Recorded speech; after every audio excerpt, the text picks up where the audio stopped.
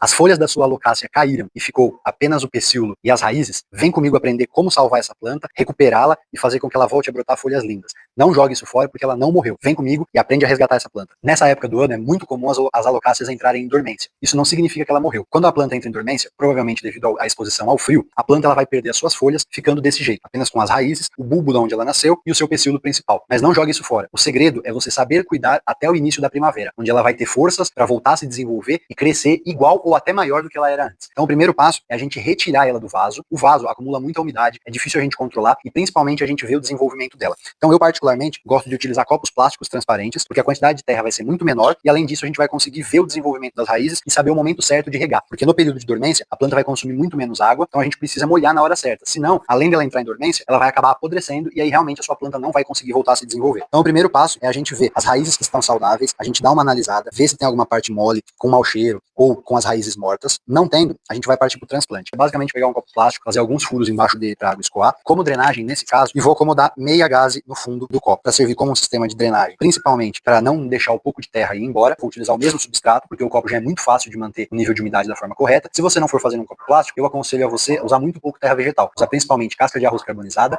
carvão, casca de pinos ou chips de coco, com uma parte ali de no máximo 25 a 30% de terra vegetal, que a terra retém muita umidade. Então aqui eu vou pegar no meu substrato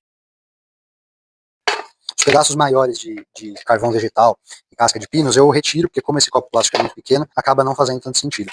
Mas os outros pedaços menores a gente acaba deixando. Então eu coloco aqui até a metade do vaso, estou retirando os pedaços maiores que tem aqui na mistura, para usar só os menores, e aí a gente vai acomodar. Então primeiramente essa daqui, e aí o segredo é não cobrir totalmente. Eu vou mostrar para vocês aqui. Agora a gente vai fazer isso com o outro.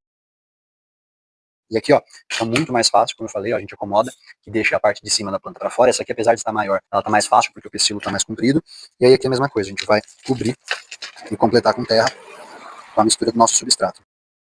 Dando uma batidinha assim de baixo para cima, acomoda melhor e os buracos de oxigênio, eles são preenchidos com a mistura de terra.